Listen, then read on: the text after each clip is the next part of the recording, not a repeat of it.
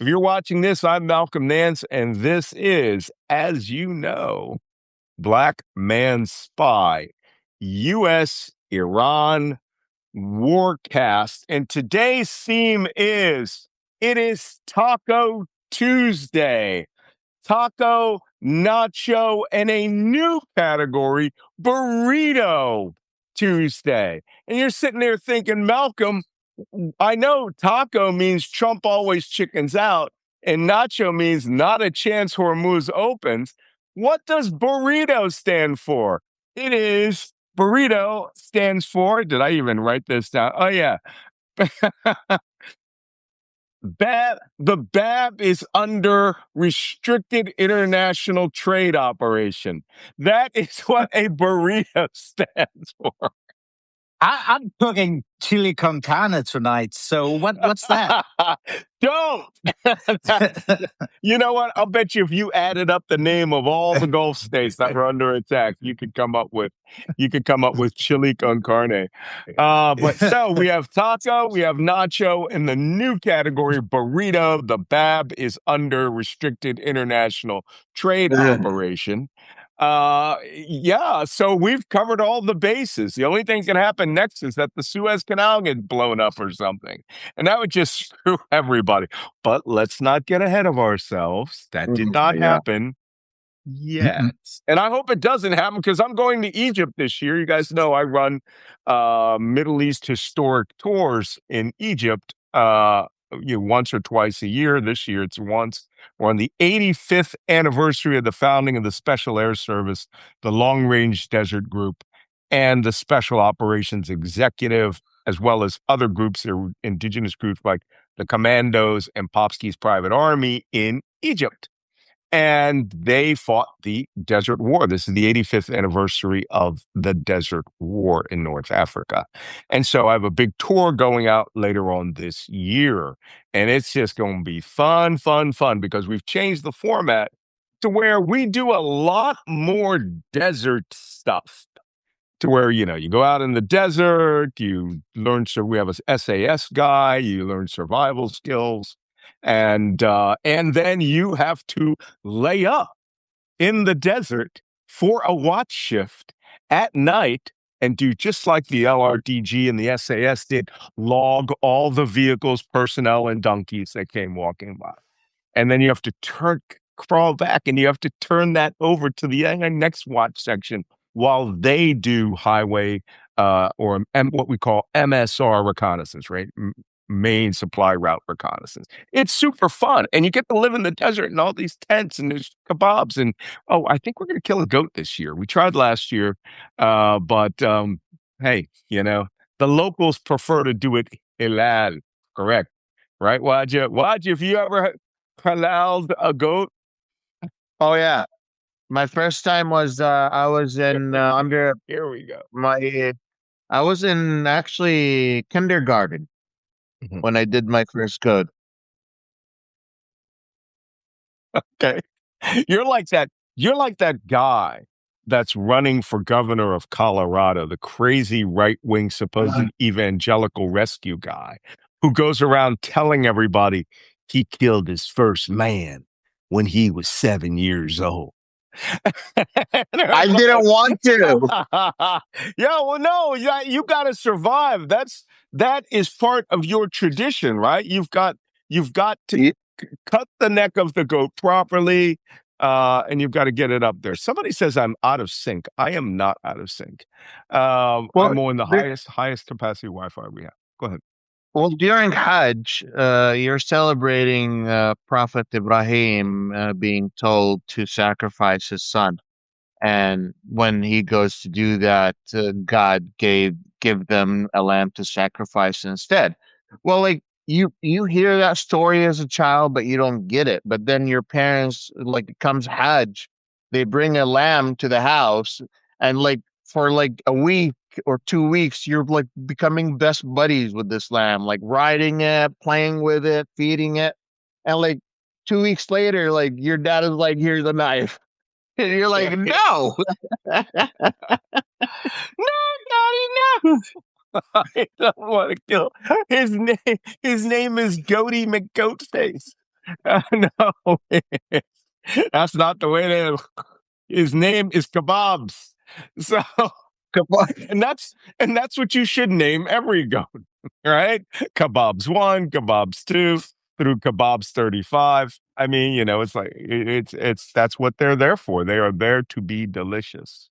So, how did I get onto that? So, we are on Taco Tuesday. Trump Okay. always chickens out, and today is the day he is going to have to talk about chickening out because things are getting spicy throughout the region. As you know, yesterday, as we closed this show, we said something major and catastrophic will likely happen within minutes of closing the show. Well, within minutes of closing the show, a major, significant penetration occurred. And we will go over all of that. But first, let me introduce Jacob Carsbo, who's been sitting there very patiently. Jacob, have you had to halal any goats? No, I've not halal any goats at all. I'm just taking it easy, drinking a little bit of coffee from my TV2 mug. TV2. Yeah, And they like you in then TV2. I'm wondering about Trump on the Air Force One last night, stating that he would just talk to Putin about this issue of Russia supplying intelligence to the Iranians. And then it'll be all sorted. So another Helsinki moment in the works there. Oh, great. That's all we really need here. By the way, people in the comments want to know, are we going to talk spectacular penetrations or rectacular penetration? No, no, Both. no. You guys are too funny. And if you don't stop being funny, I'm going to turn the chat off because I can't do the show and read your chats. But No. yes, there was both a spectacular, rectacular penetration of Saudi Arabia yesterday, and we are going to get around to that. From So up again, there and down, is that they got it both ways. All right, they were.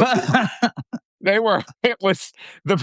I don't even want to say what I was about to say because one, we are not on a ship. Don't say what you're about. We are not on a ship. Okay, we are not on a ship. But two, I'll tell you guys offline. It's pretty funny. So Waj has already got his Jambia, his Hanjar out, and he's already waging the attacks from behind. From that was not did not. I need to buy a There bigger one. Or No pun intended. Listen to him. Hold on here. Halas, you forced me to go to my high value equipment locker and whip out my Jambia. Oh, that's the Hanjar, Jordanian one. Hanjar Brittani, Ya Allah. This is a Jordanian special operations dagger. They are rare. And they're real when they have the inscription in Arabic written on them. And they come in a British sheath, which is all wrong. It shouldn't be there, right? But this is actually built by a British company, the Sykes Fairbairn Knives Company. This is built in Sheffield, England, for the Jordanian Special Operations Forces. And I actually have to get a Kydex sheath that curves up so that I can get my culture on traditional style as opposed to Western style. This looks wimpy. But the purpose of these daggers being out is Wajeeh comes from the Houthi side from the south. Yalla, idrab, idrab Saudi.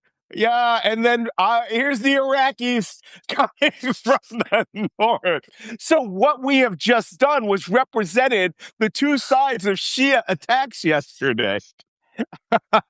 I'm so glad that we could make that representation simple for you to understand. And you've got your daggers, and I've got my red screwdriver. Because somebody's screwed. Okay, I'm sorry. Somebody is screwed. You guys, the comments are just out hilarious, right?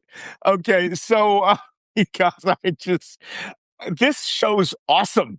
And now it's even more awesome because everyone who are the paid subscribers who are allowed to make comments are down there. They are funny. And they're calling it your sonic screwdriver, right?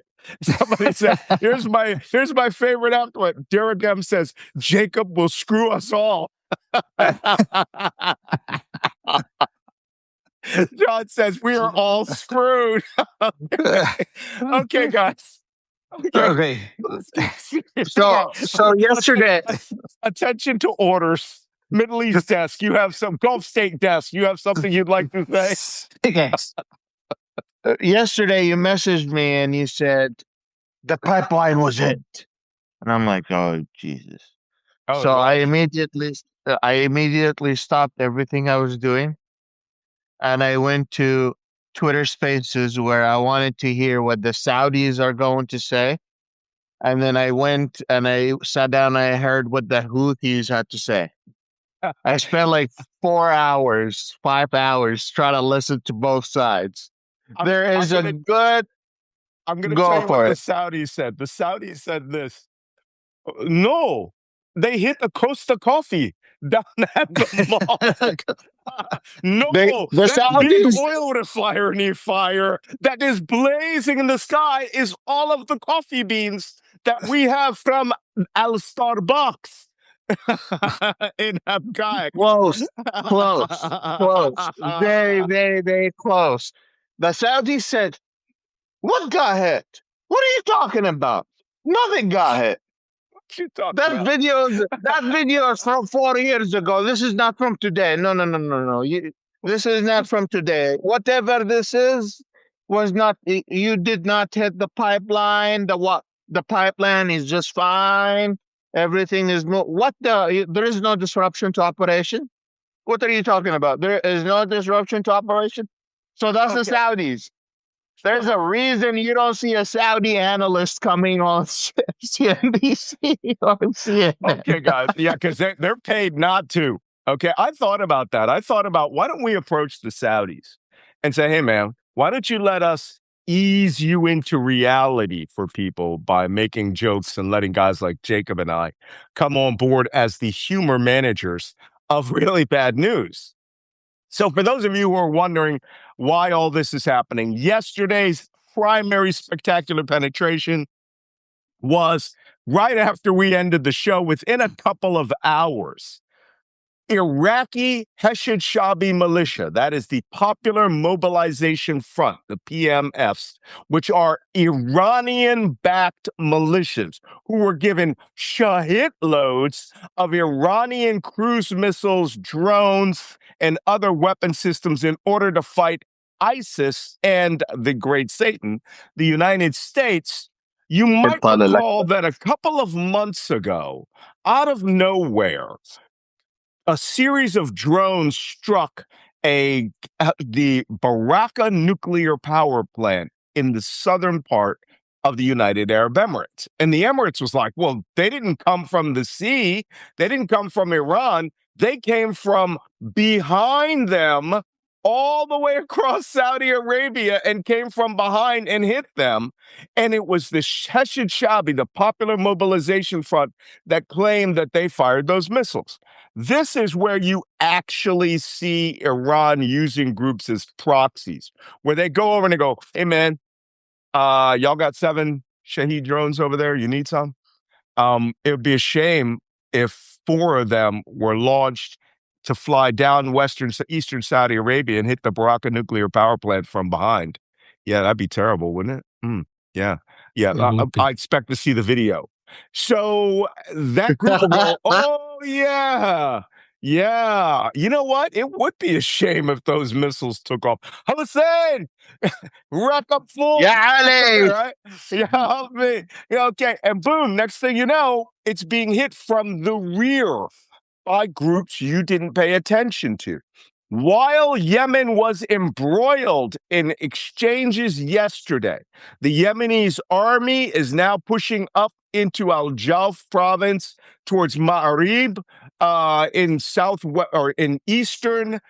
northeastern Yemen, while they have forces pushing up along the coast, trying to get to Sa'ana and Hodeidah, while their F-5s are flying airstrikes, and the Houthis are shooting ballistic missiles at Jazan refinery, which burns as of hour ago. It was still on fire, a massive conflagration, and the Houthis are sinking ships out in the Bab el-Mandab waterway. While all that's going on, Iraq carried out a spectacular, rectacular penetration of the eastern Saudi Arabian refinery at Abqaiq. Now, why is that refinery significant? And why does it sound familiar to you? Because we have been talking about the Abqaiq Yanbu pipeline since the Saudis put it into operation back in March. This was built as a bypass for the Strait of Hormuz. It has been carrying 5 million barrels on average per day across from eastern Saudi Arabia in the Dammam oil fields all the way to Yanbu, where super tankers were picking it up, going out the Bab el-Mandab waterway. Can you point to that with your super magic pen? Screwdriver, your rear screwed driver, and goes through. Remember, the Bab el-Mandab, it's very deep. But I've been through the Bab el-Mandab a few times. You can literally look in front of you and perceive Africa on your right and Yemen on your left. It's only like 12 nautical miles wide, maybe even a little narrower at some points. In the It's deep channel, you got to Djibouti go close. and Eritrea on the other side. On the opposite side, On you your have right, Djibouti and as you're headed Eritrea. south. Yeah, but the whole way down, it's Yemen, it's Houthiville. So the whole way down, it is Houthilandia, going down to where you get, near where the Yemeni armed forces are now attacking. The Houthis clearly coordinated with Iran and the Iraqi Popular Mobilization Front for a 1-2 punch against Saudi Arabia. I believe we mentioned this yesterday. No, that we ended the show without hearing about this because these attacks occurred around 5 p.m. yesterday. They occurred at night, which means that they flew. The Saudis clearly have an air defense problem where drones that are moving parallel to their radars and low and slow are not being seen. They are looking for drones that are coming from east to west, closing on their radars. So those drones flew all the way down Kuwait, northern Saudi Arabia, of which they have dense air defenses, and hit the Abqaiq. It's not even a refinery. It is a pumping refining station. I believe it's called a mixing processing station. What it does is to get that oil purer for transport down that pipeline, they have a pumping center that, one, pressurizes the line, two, burns off or strips off excess gases such as methane, propane, and other contaminants so that the Saudi light sweet crude that goes into that pipe is light and sweet. And it gets pressurized and it goes all the way out to Yanbu where it gets taken off, bunkered either onto ships or on the shore, and then is transferred to ships. The thing that now, yes, Jacob, please. Yeah, and it's located up here because the major Saudi oil fields, the major ones, are located up here in the northeast of the country. And then it's transported over here to Yanbu. As Malcolm was saying, it's approximately 5 million barrels per day. It used to be only 2 to 2.5 million barrels. But then after the war started, it went up to 4 and probably even 5 million barrels per day. So that is super significant. Well, as they say in Arabic, Laysa al yom shaitan. So, not today. Mush, okay, you use your Khaliji darling. Mush al yom shaitan. Ya shaitan, mush al yom. Not today. Not today. Here, There ain't 5 million barrels moving today, bitches. The Iranian, I'm sorry, the Iraqi Heshed Shabi have hit that critical pumping, the critical part of that refinery that takes off all the impurities before it goes into the pipeline. Now, I want to point something out to you. They did this before. This happened in 2019. The Mhm. exact same part of the pumping station. When they did it in Yep. 2019, it was like done on the down low, right? You know how the Saudis are. They don't tell you nothing, right? The whole refineries could blow up and they would swear that, they're having a cookout, cooking camel out in the desert and it's just a big fucking wedding. And then the Saudis will fly in a new refinery. Not this time. They couldn't do it this time because that is their lifeline. Mhm. It is their lifeline. And to be technically correct, the Saudis are out of the oil business today if they don't get Yes. that pipeline fixed. Yes, sir. So here's a few things that no one has discussed yet. We discussed what the Houthis and Hashd al-Shabi has hit, but we have not discussed what they did not hit. Let me remind all the listeners, the pipeline was moving a maximum of 7 million barrels of oil a day. The Yeah. So Saudi capability of loading oil to ships was only 5 million barrels a day. That leaves us 2 million barrels a day that was just being stored and good. Yeah. containers, bunkers, containers. That Yeah. has still not been hit. And that is still on the list of things that could be hit next. No one has mentioned that because that is the last save khalas, that's it. This is the last thing that you have to save your country. The And other thing, I'm just saying now would be a good time for the Yemenis to take care of the other end, to blitz Yanbu and to knock that down. By the way, I'm going to tell you guys something. When I was doing when I was working in Iraq, I learned something about oil field security. We had constant requests for oil field security work from these major oil companies. Pipes in the pipeline are not the weakest link of the pipeline. Pipes are cheap and easy. They can boom, boom, boom, cut those two sections off, throw an entire pipe section up in 24 hours, and then turn that shit right back on, pressurize it, run a cleaner through it, run a surveyor through it. And next thing you know, you're back in business.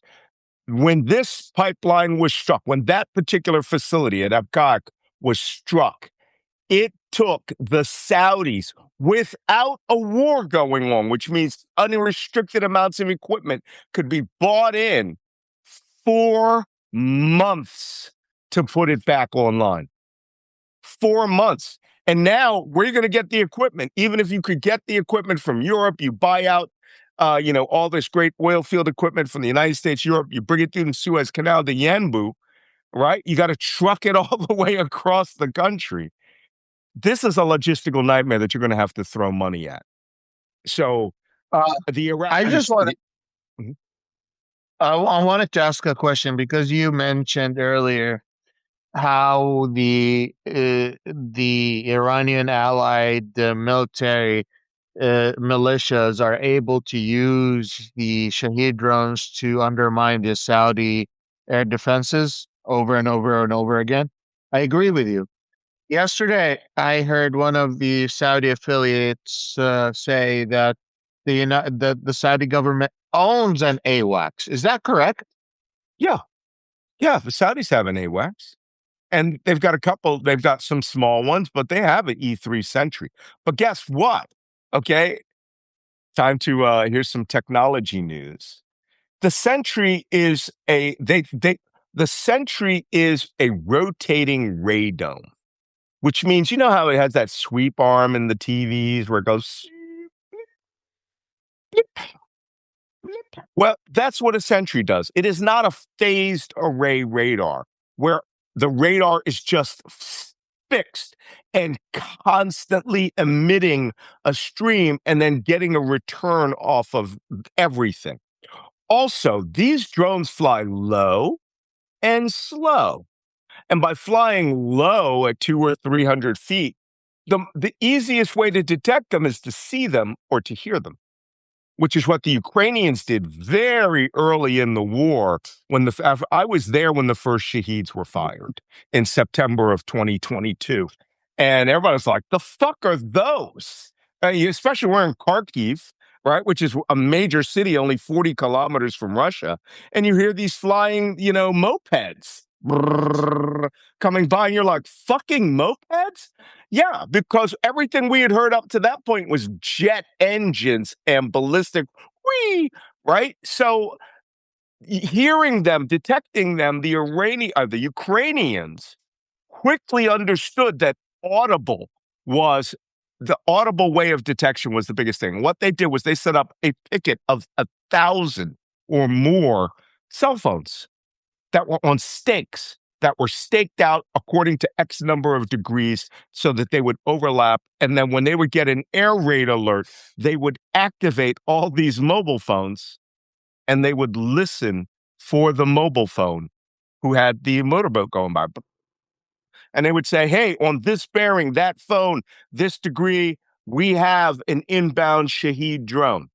And then other people would see it. You could shoot a Shaheed down with a rifle if you really, if it was depending on its altitude. The Saudis are so dependent on American radars and American technology, they still haven't quite figured out that they're getting their asses kicked. Now, the Ukrainians are there helping them, but, another problem that they have is they refuse to fight. They are only fighting a distance back from their coast. They aren't they are relying on Patriot and advanced gun systems and advanced radar systems to detect this stuff, as opposed to lining the entire fucking Saudi-Iraqi border with mobile phones. Right? And then give a second line, the third line, the fourth line, and you'll get a range and bearing on everything. And then you go, I could take 2 hours to get here, right? Because they're slow. And now they've got jet versions of it that cut the time in half, but they're still low and slow. They are behind in terms of their doctrine. They are behind in terms of technology, and they are beholden to the United States and Western Europe to solving the solution by handing them billions. This is something, if you were to say, Malcolm, I want you to come to Saudi Arabia next week, do what you just said right now. How much would it cost you? I'll say, I'll do it for 50 million. They were like, no, it's not enough. 1 billion. Because they have been led to believe that solutions only, my late wife, God bless her, okay, had a $4.5 billion budget as a landscape architect, right? And she was actually told once they had one project that was on time, on budget, and they said they felt cheated. Because if you did good quality work, it was always over budget because you put more work into it. She was like, what? And so this is the same country that gave her $100 million for water fountains. So for Bellagio water fountains, they got stupid money. So that's the way they think, and it is now hurting them. Their mindset is not asymmetric. Their mindset is what America and Britain has built for them, and they're getting hurt by it. And they don't care that every Patriot interceptor, every PAC interceptor costs somewhere between $2 and $4 million. Whereas these drones, are cheap. But at the end of the day, the problem for the Saudis is not the cost. The problem is the American defense industrial base that cannot produce anywhere near enough Patriot interceptors. So Yep. that's the real problem, and that's why Zelensky and the Ukrainians are in the Gulf countries, and how long it will be for them to upgrade their air defense to also be able to intercept Iranian drones. I don't know. Yeah. That's interesting to see. Mhm. I just wanted Some. to say a little bit about, just real quick, about the proportions of these things that we're seeing. We talked about 4 to 5 million barrels per day here going to Yanbu, Mhm. about 5 million a day being shipped from Yanbu, 4.5 million barrels per day heading south, about 500,000 barrels heading north. But then we have to remember that the Strait of Hormuz was about 20 million barrels per day. And another figure down here that is very relevant now is Jizan, which used to be until the other day, until this weekend, around 450,000 barrels per day. So Mhm. 1/10 about of what is coming off of Yanbu. So this is a significant degradation of oil supply, and not least of the Saudi Arabian supply. Jazan Oil Refinery, as of last night, they reported the administrators of it reported the entire facility is offline because you can't keep it online. Jazan was a refinery. It was turning crude oil into diesel, petrol, and other things. And that stuff goes bloaty up really easily, especially the petrol part of it. And they also pull off methane, propane, butane. Refineries do all of those things. They break oil down into things. And of course, they process oil into, turning it into sweet like crude. For whoever just asked that question, my late wife worked for Aldar, which is the UAE's biggest developer, and funded by Mubadala, which is the UAE's giant pool of money. So yeah, they do things. If you guys ever seen, has anybody seen that movie? What is it? F1 with Brad Pitt. Oh, okay, it's a great movie. They race at Yas Island, which is the Formula One race course in the United Arab Emirates. She built everything around Yas Island. She didn't build that track though, or Ferrari land. So a lot of stuff is going in there, and they build entire mm, parts of the city out of the water. She built that out of a swamp. Moving on, I'm very proud of that, by the way. So, moving on. So there, Jazan, the oil field that is next to Yemen, is offline. 400,000 barrels processed a day. Gone. Abqaiq, Yanbu pipeline, it will go offline today. There is no way they can process that oil to make it clean enough to go into the pipeline. Remember, 2019, when things were nice and easy, 4 months offline. They're going to get crazy. They'll just get 1,000, 10,000 workers, and they'll just strip down everything bad. And they will try to find parts from around the world and fly them in on giant transports to emergency get that thing up. Their biggest problem is they can't protect it or any of the other assets because, again, their mindset is low and slow. Or let me rephrase that, it's high and fast, where the Americans told them they should invest their billions of dollars. Okay, well, I that's think yes. I don't know if you saw this, but earlier there was an article a few months ago saying Saudi Arabia, after Ukraine came in, started investing on a lot of cheap mics around the borders to check for drones. But here's their problem. They always invest in new technology that they never use. So like that, like they bought these mics and they probably used it for a week or two, but then the person responsible on checking on them and maintaining them and making sure they're on all the time probably just gave up at some point when the ceasefire happened, and now that the drones are coming back in, they're probably trying to figure out how to put it back together. But Well, they here's have another. invested in those mics. Yeah, I'm sure they might have invested. First off, they're not even mics; they're mobile phones with a solar cell on a pole in a box, right? And if somebody went to them and said, "Put up microphones," I can turn a mobile phone on and off remotely, right? This is where some American came in with this bullshit idea, right?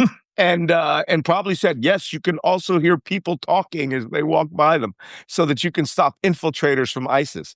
No, just use whatever is tried and true, get it up there. Here's another thing they don't do, which the United Arab Emirates just crashed my brain. Um, they did. They. I was asked, "How would you stop these shaheeds?" I'd say, "Point to me your top 5 highest priority things." Here's one: a nuclear power plant. That thing should be fucking surrounded with anti-aircraft guns and guys on pickup trucks with 50 caliber machine guns. One every kilometer around that thing so that when somebody goes, "Oh shit, Shaheed," you just put all sorts of fucking bullets in the air. Guess what they don't want? They don't want anybody to see that they're defending. They like high altitude missiles and shit like that.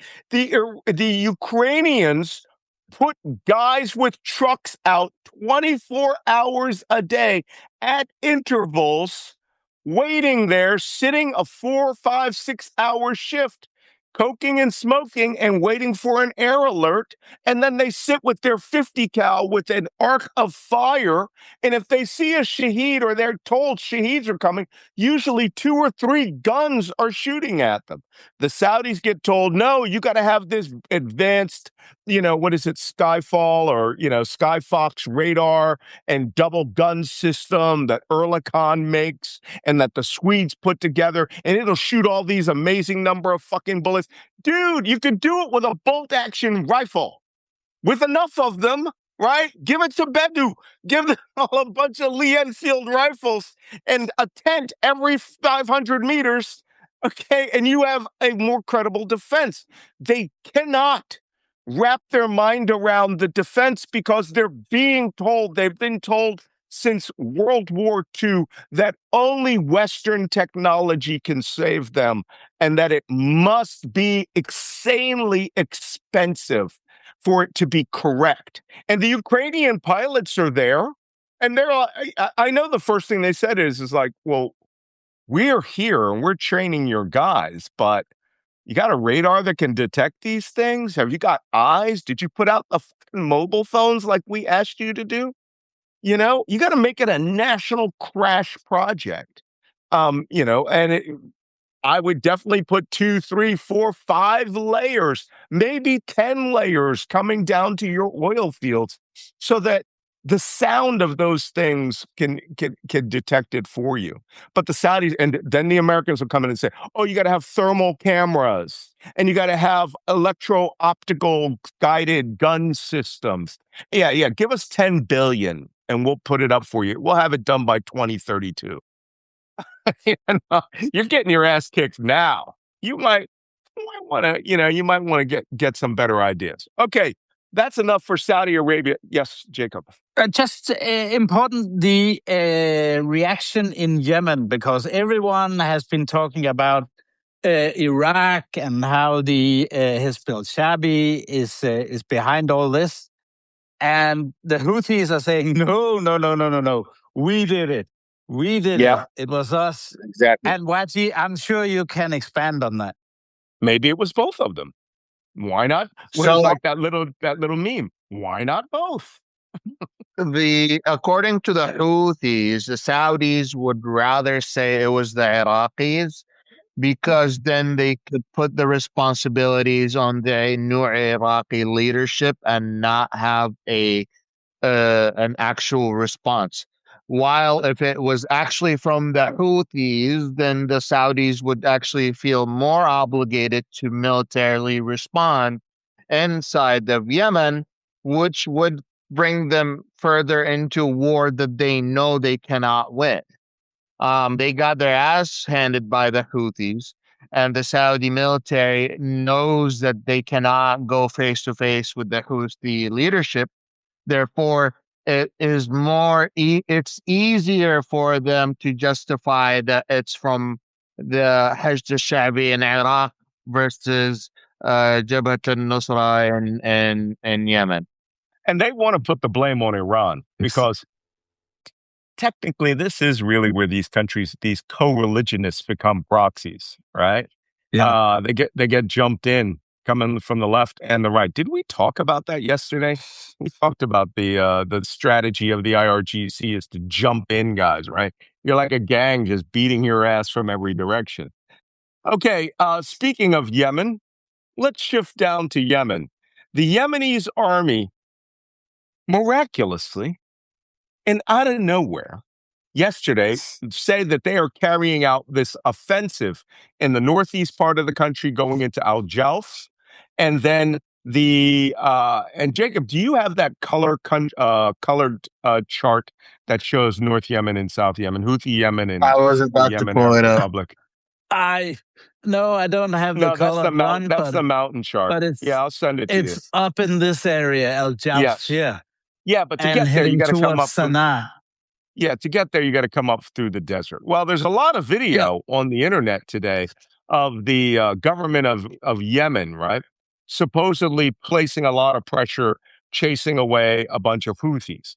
Yeah, and they are. I've noticed the video that's lowland, though. They're coming like a 100-foot high hill off a flat ass desert. Where the Houthis excel is the hillbilly country. However, interestingly enough, out of nowhere, recall that I had said out of the blue, first, the Lebanese army is getting the US army to go with them and coordinate with the Israelis to disarm Hezbollah. Then suddenly, the Syrians are being asked to go down and attack Hezbollah from the rear. Then you have Kurds who are being asked to invade Iran and to attack the Heshab Shabi. Then we get the Yemenis army is doing a two-prong attack out of nowhere, right? Along the coast and then in the desert, out of nowhere, and suddenly freaking Yemeni Air Force F-5s are flying strike missions out of nowhere. Well, Whoop, from the whoop. Department of Out of Nowhere comes today. The Yemenis army announced that they have $3 billion in pay increases for the entirety of the Yemeni army and the governor and the government. And that out of nowhere, this $3 billion fell off a truck, and now they are increasing, as of today, the salary of all Yemenis army soldiers by a factor of 10 times what they were making. Well, ya Allah, Malcolm, that sounds like a lot of money.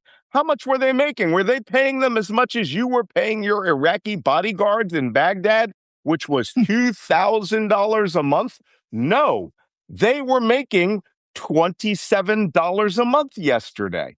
But today they are making $266 per month. Shukran ya Rais al Rais al Malik Sheikh al Saudiya. I mean Rais al Yemeniya. Right? Yeah. Suddenly they 10 times the salary overnight. Wow. Okay. For Then the they must Yemeni be army. really motivated, Malcolm. They must be really motivated by that money. They'll go out and fight for their country, man. Yeah. Watch, are you hearing any of this? I'm I'm not trying to joking. pull out the map for the Houthis. Oh, okay. The Yemeni army is now getting paid $27 a month yesterday, $266 a month today. Sorry. To correct you, all Yemeni members of the government have not gotten paid in 4 years. Halas, As of today, everyone is to receive their payments according to the statement from the government of Yemen. You get $200. You get $200. Oh, Halas, you good, better soldier good. $266. We will liberate our country. All of you. Money fell off a truck yesterday, and the truck seemed to have come from Riyadh. So now the Yemenis army today received a hot injection of, of enthusiasm for them to go up and attack Yemen. Now, between you, me, and the fence post, because I know there's no one listening in this skip except for us three, right? Yeah. I gotta tell you, this took a lot of planning. If this is a coincidence, Nance's law is in effect. Coincidence takes a lot of planning. That somebody suddenly wants North Yemen, Houthi-landia, invaded. I'm sure they've been preparing for this for months with the Americans. And at some point, you're going to hear the Americans are there. The Americans are, special operations forces are co-located with these guys. And believe me, I wouldn't be surprised if you started seeing American airstrikes there because Donald Trump hinted at that today. So the Saudis are clearly paying the government of Yemen. They are paying everybody off. Every kid with a jambia or khanjar knife is now running to join the army for $266 a day. And let me tell you something, people. They were very happy with $266 a month. That's $27 per day, $26 per day-ish or whatever. And is it? No, that's like $12 per day. But they could live on $27 per month in Yemen. You can live on that. You could even get extra cotton. You could, in case you guys haven't been to Lots Yemen. of Okay, crap. Waj is showing us the map of Houthi-landia is that orange area over there to the northwest. And the rest is the Arab Republic of Yemen. Everything to the right that he's circling there on the right is empty. There is nothing. 90% of the people live along the coast from Aden going up to Houthi-landia. That's where most people in Yemen live. You could walk across Yemen for a long time and not see people. So, the Egyptian, now I just want to point something out to you. By the way, the drone that was shot down yesterday, we talked about that was a Bayraktar. It was a different Bayraktar that the Ukrainian army used. They used the original twin tail model. This was called a Bayraktar Akshini, and it is a long-range, high-altitude reconnaissance surveillance, or what we call ISR, intelligence, surveillance, and reconnaissance drone. And the Houthis shot it down. Okay. So something to be said about guys with rifles shooting in the air. They shot that down. Okay. Last thing about Yemen is Trump said in comments on Air Force One or Flying Palace 2, whatever he wants to call that thing. Trump says the United States may get involved with Yemen if asked by the Saudi Arabians. And they're coming to ask, right? Because oil is being shut off now all over that place. And he says, we had something with them before, and we did something with them, and we haven't heard much from them after we hit them really hard. I recall that ending because we were spending an enormous amount of weapons and equipment. We were flying B-2 bombers from Diego Garcia to Yemen to drop 76 bombs on guys in flip-flops. May I remind you? May I remind you when we did the war in Yemen, we literally caused the world worst hunger that ever has been created in our world time. Yes. Funny you should And mention they're that still because struggling from that. there was a guy in one of the Yemeni videos yesterday. Let me see if I have it here, who was talking about how wonderful it was that the sheikhs were now paying them all this big money and that they were well on their way. They were on their way up to Houthi-landia to take care of business.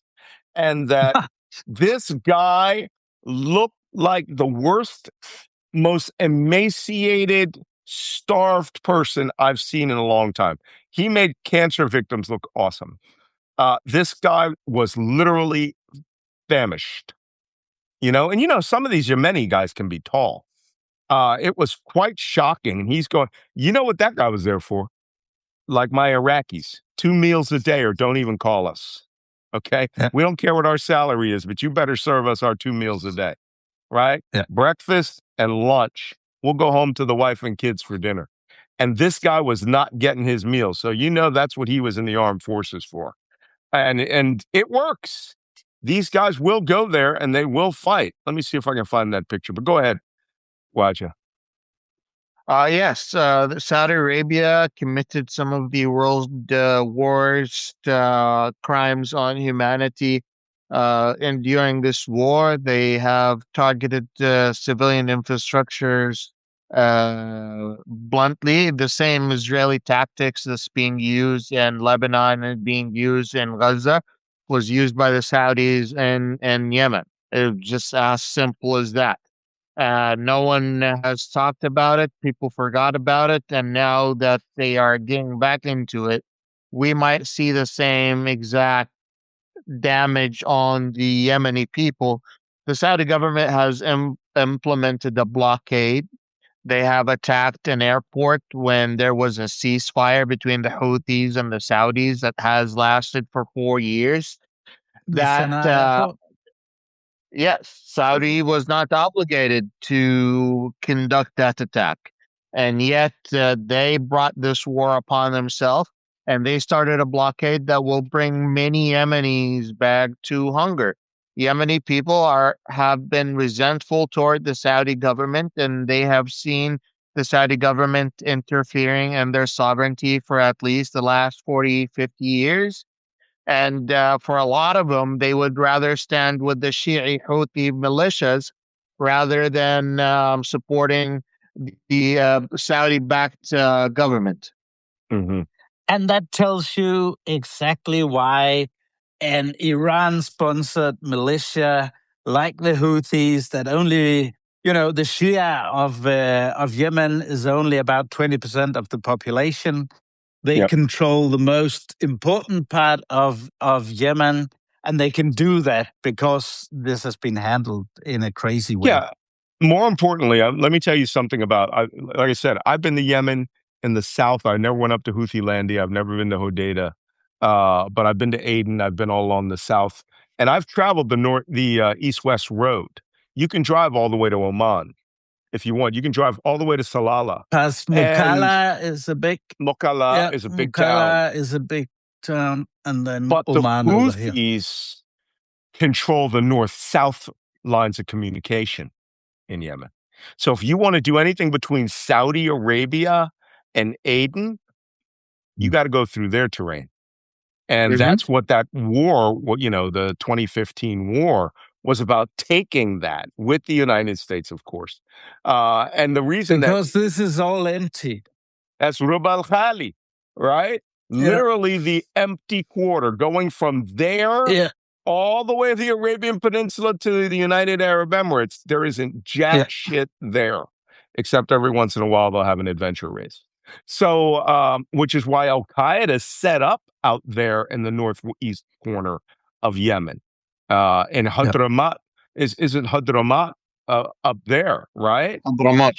Yeah, that's a good place to hide. It's also where the British had a problem in the 1960s with Islamic extremists, rebellion going on up there. So Yemen is now becoming a major regional part of this story. They may have just put how can I wait? Let me demonstrate this. Wajeeh, yalla.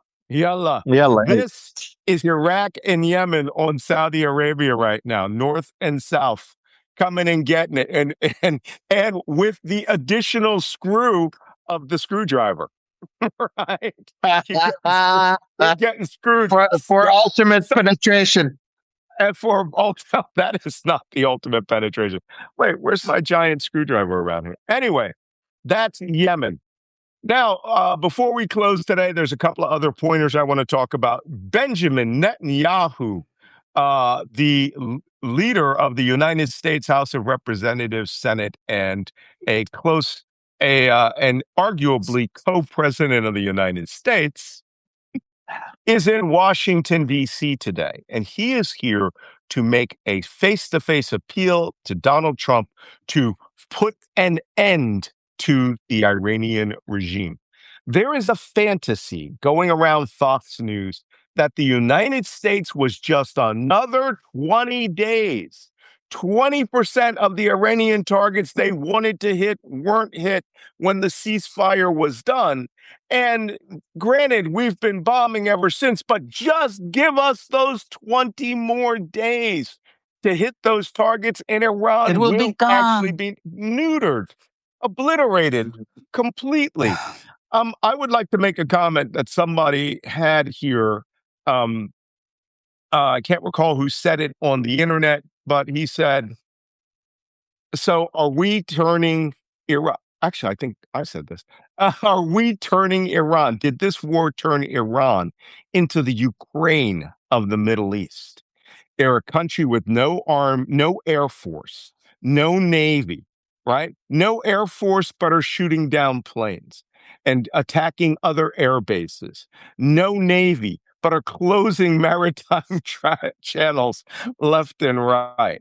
Okay. Supposedly no ballistic missile rocket force, but are bombarding the entirety of the Middle East and are even threatening Ukraine, for Christ's sakes, with missiles they actually can hit Ukraine with. What? So either we're out of interceptors, or as the General Kane says, we have plenty of interceptors, but we're out of them. And Joe Biden gave them all away. I mean, figure out which lie you want to go with today. All right. So, in other news out of Israel, Naftali Bennett, the former prime minister of Israel, turned on Qatar yesterday. And boy, I mean, that guy went after him. He says Qatar and Qatar is an existential threat to Israel because they have been out to destroy Israel from the beginning, funded Hamas, funded the IRGC. Not to be outdone, Interior Minister Katz claimed and said that Israel has destroyed the Shia axis of influence in the Middle East by attacking Iran and Hezbollah, the Houthis, blah, blah, blah. But now Israel must turn its attention to, wait for it, what he calls the axis of the Muslim Brotherhood, which is Turkey and Qatar. I mean, talk about picking fights. Now, here's another problem, right? It's not like Egypt doesn't have a lot of Muslim Brotherhood in it.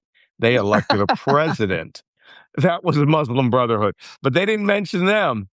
Okay. So he said, we will not use force to deal with the Muslim Brotherhood threat from Qatar and Turkey, but we should be ready to respond. Boy, is it me, or are they just looking for motherfuckers? They're just looking for trouble now. You want to take on Turkey, but they are threatening Qatar, which leads to Wajeeh's assessment that I sort of poo-pooed a couple of months ago, that I am now starting to believe is going to become a reality, that Turkey is going to become Qatar's main defensive ally. Ya Allah. Okay. Yeah, have another cup of tea, Wajeeh. You've earned it. So, and when they start talking smack like this, if Israel's talking like this, the United States is not going to come to their defense with Donald Trump. Not going to. We'll sell them weapons, but Qatar has pretty much been smashed out of this war, right? So you have that to worry about. Final point of the day. The Iranians and the Omanis have concluded their negotiations over the Strait of Hormuz, and the Omanis have floated a scheme that the Iranians did not dismiss out of hand. The Omanis came with a proposal which was backed by Saudi Arabia and the other Gulf states, stating that for now, the Strait of Hormuz would operate with tolls, but that the tolls would go to a joint Omani, Iranian, let me get the words correct, joint regional body, which would manage the tolls, and the tolls fees, like the Straits of Malacca, would be for search and rescue, for not destroying your fiber optics. No, for search and rescue, for environmental affairs, and picking up oil spills and things like that, maintaining the pristine environment in the Strait of Hormuz. The Iranians did not dismiss this out of hand. Iran said that over time, the joint regional authority would take control of the Strait of Hormuz, not strictly Iran and Oman. It is a fig leaf to say It's a fig multipass. leaf. as Omani of Iranian multipass. as Yes. of let me bring the exact timing. As of 51 minutes ago, Gulf nations have gone on a discussion on the Strait of Hormuz by video conference. So the Gulf states are meeting up actively to discuss the management of the Strait of Hormuz. Listen, the only country that was able to bypass the Strait of Hormuz was Saudi Arabia. You have UAE with their own pipeline, but that's a very, very small number of oil that's bypassing the Strait of Hormuz. But that's about it. But the oil, the amount of oil that Saudi Arabia was moving, none of the other countries was able to bypass that. Mhm. Now You that's know, all has stopped. These well, countries are more desperate than ever to go like Iran. What do you want? What do you want? Halas. Well, Mi- okay, we'll just give it to you. Mr. Global is just absolutely terrified of one thing, other than more than the attacks on the Epcot pipeline. He's terrified that the Iranians, if they ever get their minds into it and really want to just attack, if the United States were to go nuts, they just vaporize Fujairah, right? The Fujairah is where the pipeline exists, but it's well within ballistic missile and drone range. And there are not a lot of air defense weapons up around Fujairah. And if they were to smash Fujairah, the UAE finished, right? Because that's where the pipeline was. They actually hit the Habshan pipeline. They hit Habshan pumping station. But if they were to actually destroy and they hit Fujairah in the bunkering a couple of times with like one tank, just to just let you know, we know where you are, you know? So the Iranians really could put the hurt on everybody. But I think that they're being reasonable here. And one of the things that they're going to say is, listen, this is an excellent idea. Let's call this the Persian Gulf Regional Authority. No, Strait of Hormuz Regional Authority. Isn't that what it was called? The Iranians called it before.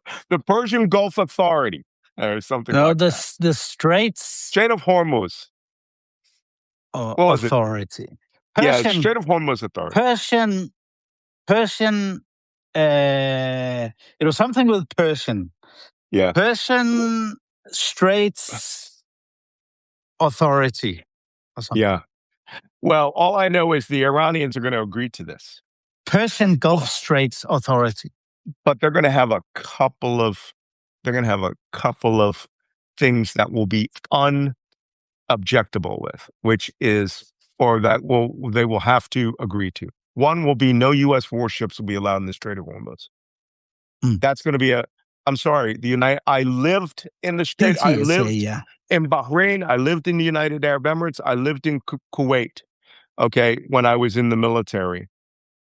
That's done. We are never going to set foot back in there with a U.S. warship. Other nations' warships will be allowed to come through, but the United States won't. You might be able to land some of your planes and some of their but not the ship. No. I think that they will ask for a full withdrawal of the United States, and they'll get it because Qatar will bring in the Turks, which would actually really protect Qatar. That would be pretty good. All right, so that is all we have for today. I know we have a lot of questions. Fortunately, I have a little extra time. If you guys have a little extra time, let's answer a couple of questions. I've been answering them. I don't You have don't? extra time, so I have to Oh, rush. wallahi. Well, tell you what, let's end here today. I will be online to answer your questions. We're about to get rain today, so I've got to, prep the garden for rain. And put out plastic down over a whole section of my garden like normal people do. That's bullshit. You know, I'm going to be working on this all day. I didn't even get to my garden yesterday. So you can also be sure that the minute that we end this show, something humongous will happen. The United States will surrender. I don't know. But it is Taco Nacho Burrito Tuesday, and I want you all to go out and have some delicious Mexican food in honor Chili. of the position the United States is. Chile. We got to come up with something for Chile. All right. Okay. All right. Jacob, thank you for coming. Wajeeh, thank you for coming. If you're watching this on YouTube, you missed it already, but we are putting them up. Come watch us live on Substack at malcolmnance.substack.com.